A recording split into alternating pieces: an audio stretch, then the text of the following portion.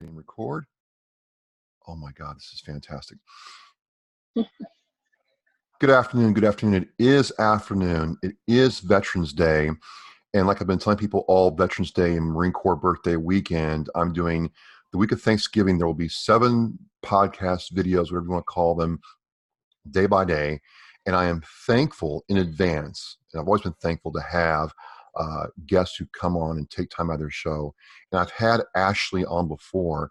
Ashley Bugge, if you remember from prior podcast, is a Gold Star, wife of a Navy captain who passed away during a diving incident.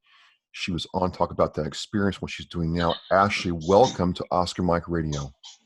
Thank you so much for having me back. I really appreciate it. No problem, no problem. Now, when we left this story, you were heading to Europe to spend time with your children and really do what I call the Bugge. I call it the Bugge methodology. Where, it's some people and my fellow veterans will cower and go into like this turtle protective mode thing. And your husband and your family and you don't live by that. You guys attack everything. I kind of wanted you to kind of explain what that attack mode is, because it's different. Yeah, I like the Bugge methodology. I might, if you haven't trademarked that yet, I might it's take all yours. Yeah, and I haven't heard anybody say that before, so that's kind of cool to hear. But it's just kind of this lifestyle vision or dream of really living a life with no bucket list, of one life, one chance. You got to do it right the first time. There's no regrets. I don't know, just taking opportunities as they come at us, not living for the future, but living for the now, planning for the future, hoping for the future, but the future may never come. So doing what you need to do now to make the memories, live your life, have the smile, just really live a life with no regrets and no bucket list. That's kind of our whole family dynamic, our whole way of doing things, our whole way of hopefully leading by example and showing others that they can do that too. It's just a mindset, honestly. You just have to kind of make that shift of, someday I hope to do that. Well, why not set the goal and say, January next year, I'm going to do that. And then you work towards doing it. That's the Bugge methodology. And that's what it's really seemed like. Instead of, going into this victim mode, and certainly bad things happen to people and you are a victim, yeah. But instead of letting that become your brand, your ideology, your I don't know if I'm saying that right, but instead of letting it define you, there we go. Instead of letting it define you, you kind of upended this and said, I'm going to take what's here and make it something else. And that's what you've done through all this. So again, we left it as you were going to Europe with your children to really, check those boxes and leave no bucket list behind. What was that like, traveling to Europe with the kids and different experiences? It was the roller coaster that you can imagine it being. So my kids, at the time that we left in June, right after the 1-year memorial of Brian's passing. The kids were, oh gosh, I'm gonna have to think through this. I have 3 of them. They were 3, 4, and 11 months when we left. What? So we celebrated a 1-year birthday and a 5th birthday while we were over there, and my son had just turned 3. So I brought 2 friends with me. One of them was a former nanny that I had when I had just had my daughter, Adeline, the baby, who I was pregnant with when Brian died. She came, and then one of my best friends from home, who's experienced a lot of grief and trauma in her life as well. She's been to the funerals of her entire family before she even turned 30. So this really, I wanted to be a healing trip for myself, my 3 children, and then to include the people who have really just held my hand through this process the most. So yeah, the 6 of us, we packed a single backpack each. What? Each carried our Get own out. stuff. No, there's no way. Yeah, my sisters can't go to a weekend, trip to dance without packing. You did it with one backpack? We each had one backpack. We put our stuff and one of the kids' stuff in it, and that was like diapers, formula, clothes for every imaginable season because it was summer, but we were also going to be hiking in the Swiss Alps. We were going to be on the beaches of Santorini. I mean, we were literally trying to think through every possible scenario and cram it into a backpack, I'm which just we did. I'm amazed. Yeah, I know. No exaggeration there. That is truly Yeah. amazing. Even the Marine Corps can't. The Navy and the Marine Corps. We They need to call me. Marines, you call me. I will do your exactly. packing for you. I need help. I need help. So Yeah. I'm thinking about our conversation, and you go over to Europe. I guess my first question is how is Europe different from the U.S.? Well, so I mean, to backtrack a little bit, I was in a very, very dark place when Brian died. I'd lost the Sure. love of my life. I was 6 months pregnant. If I can be completely transparent, I was suicidal. Like, I did not think that I was going to be able to pull myself through this. I was making, honestly, just like minute by minute goals for myself of today I need to get out of bed. Today I need to drink some water. Today I need to have a bite of food. I mean, it was just setting the tiniest goals for myself. Uh, and then it became, okay, I just need to have this baby. I just need to give birth, and then I can decide what to do. And as I hit each of these little goals, then I had Adeline, and then it was, okay, I can do this.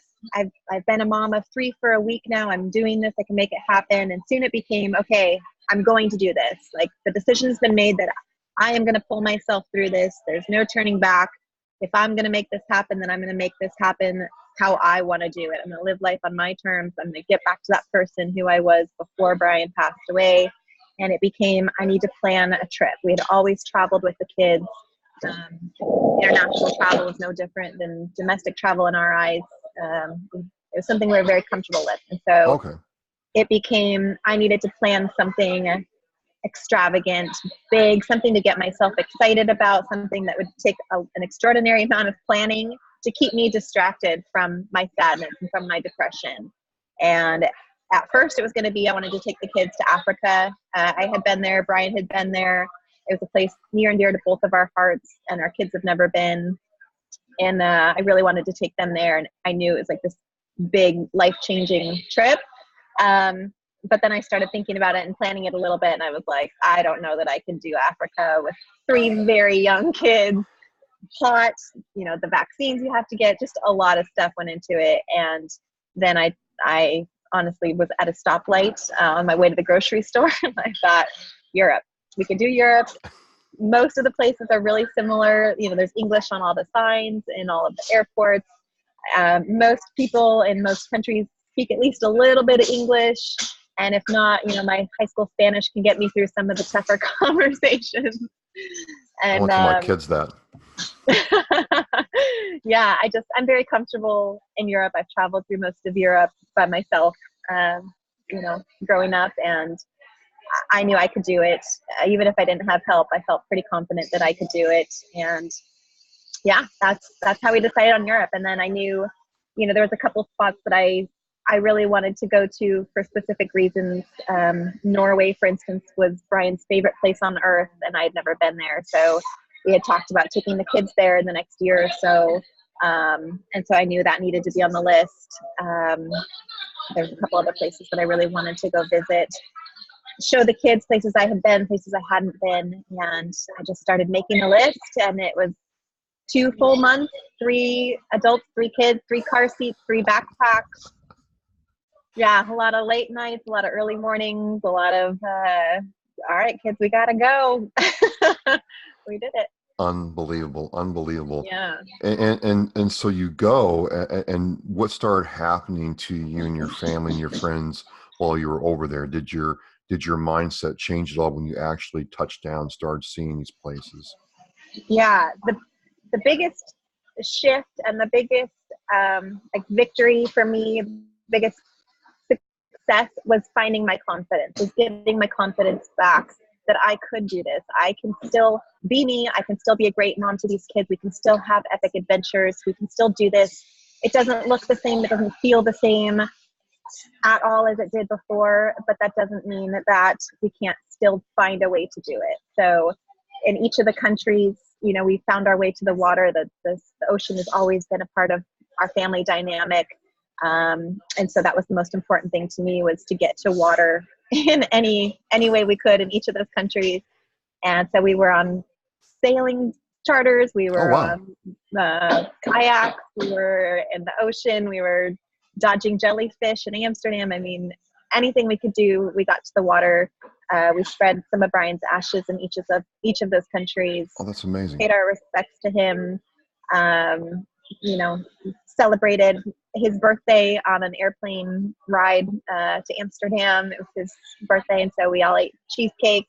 We had little moments, just, really honoring him and really understanding that we were only doing this because of him, and celebrated the birthdays. My daughters each turned 1 and 5. Yeah, I don't know. It was just Now, Ashley, if you don't have your confidence back now, you're never going to get it back. Okay, so yeah, if take it from me, my confidence in you has just skyrocketed when you think of all that goes into it. And also, just real quick, you were kind of building out how you're going to tell Brian's story the last time we talked. And if you go to her website, folks, I'll have the website link in the Oscar Mike Radio blog post. But you have this kind of short documentary about yeah, Pacific Gold. And it just really kind of brings you into your family story, into what kind of person Brian was. And is that what you were telling me about, that you're working toward with this story, with this journey? yeah. Really, I mean, he was just the epitome, honestly, of like the person that I want to be. He together, we were unstoppable. We had this incredible marriage, this incredible life together. But he was the person that was like, I think I want to go sail my boat across the ocean. And I said, I think that's awesome. You should do it. And he said, okay, I'm going to. And I said, okay. And we worked towards together making that happen. And then he PCS by sailing our 36-foot sailboat across the ocean. So yeah, really telling Now, that Ashley, moment. I mean, just most wives don't trust their husband to go to the grocery store by themselves, and you let this man. Yeah. That's just an amazing. I mean, to me, what that says is you really love and believe in this man Yeah, wholeheartedly. absolutely. It wasn't that I let him, it was I encouraged him to do it. He was his own person. That's a mindset thing too. Like, I wanted him to live his best life. He wanted me to live my best life. Together, we just really encouraged that with each other. And that was really important to us, to be in a relationship like that. Well, just real quick, your effect on me was more profound than you think. I had my NAUI certification like 10 years ago and have not really done anything with it. So I got out my card, submitted it to NAUI, and in 2020 I'm going to get recertified again. I'm just going to just what you said. Like, I need to get recertified. I'm not going to miss out on this. There's a lot to see and do. So I just started playing for that. And Awesome. so you've inspired me to get back into diving. I love that. Yeah, so in the meantime, since I probably last talked to you, I have actually started a scholarship foundation in Brian's name. It's also on my website. It's to encourage military veterans specifically to use scuba diving as a means of rehabilitation. So it's finding a passion outside of their military service, something that they can call their own, that they love doing, that is really just a release and a way to enjoy their time doing something that they love. So there's information about that on my website. I'm actually flying back to Hawaii on Wednesday. Kids and What? I are back on the airplane. I know, another 6-hour flight, 3 kids in tow. We're heading back to Hawaii to film a documentary, which that information will also be available on my website, but telling Brian's story of his death and helping other divers really just understand what happened, and with the idea of promoting safety within the diving community. So understanding errors, understanding error chains and why they happen, why they take place, and ways that we can prevent them. So that would hopefully be out early next year. That's just amazing. A lot of people would say, I'm going to put away the fins. I'm going to turn the I know. regulator off and hang it up. I'm done. But instead, Yeah. you're taking this and saying, hey, we can make this sport, not only a sport, this lifestyle better, safer for more people to Yeah. enjoy. I mean, where does that come from? That I apparently am a glutton for punishment. I like to think of like what is the hardest, craziest, biggest thing you can do that nobody else would ever do, and that sounds good. I'm gonna try. well, I mean, you don't just try; you actually do it. So it's just different from, and you Yeah, know, what I'm talking about from the I'm a victim. I I'm know. hurt. I'm not going to get back up again. I'm I'm not. I don't consider myself a victim. I think that I've had crappy things happen in my life. I think we all have. I think that you can make the best of any situation. I know what I went through when I lost Brian, but I also know that other people have had it worse. They've gone through similar situations and they might not have had the support of the military. They might not have had the family and friends that I do. It could always be worse. So I truly don't consider myself a victim. I truly consider myself somebody that went through a terrible experience, but that has the opportunity to do whatever I want to make this a better situation, not only for myself and my kids, but for other people watching me and watching my story unfold. Hopefully they can find a way to connect with what I'm doing and see that it is possible to really make this your own. I don't know. I think the I just message. I think the message here is, like you said, not living with regrets, not living with, a bucket list that's not accomplished. It's what you said. It's yeah. about making a plan and executing it. And I think as long as people can understand that, you're going to have healing there. So you're off to Hawaii. You're filming now. Are you still writing? You were talking about writing. Yeah. So because I don't have enough on my plate, I Yeah, I was going also to say I got an Alice pack. I can give you some more rocks in it, but still. I know at this point I need more ideas. What's some crazy stuff that I can do? What's some more stuff I can put on my plate? Yeah, I finished book one. That manuscript is completely done. It's with my publisher now. It should be out sometime in 2020. Release date will be out soon. I'm halfway through book two. And then my kids are actually in the process of writing their own book on, from their own words, of dealing with grief and ways for children to get grief of losing a parent. No kidding. No kidding. What's I'm talking about Oscar Mike and being on the move, Ashley. I mean, I'm Yeah. just sitting here dumbfounded, and I'm thinking, when you get back from Hawaii, I'm gonna bounce some ideas off of you. But Yeah. absolutely. But one of the things, it's Veterans Day, and we think about those who have served, and you have been very clear that your shipmates, your husband's shipmates in the Navy, really wrapped their arms around you and Yeah. your family and helped out. And it must be, good to see that in this day and age. It is. And honestly, you caught me at a really emotional morning. This morning, I was crying with my sister this morning, talking about all of the stuff that's happening right now and the fact that it's Veterans Day, and explaining to my 5-year-old this morning why she doesn't have school and why, what Veterans Day means and what it means specifically to our family.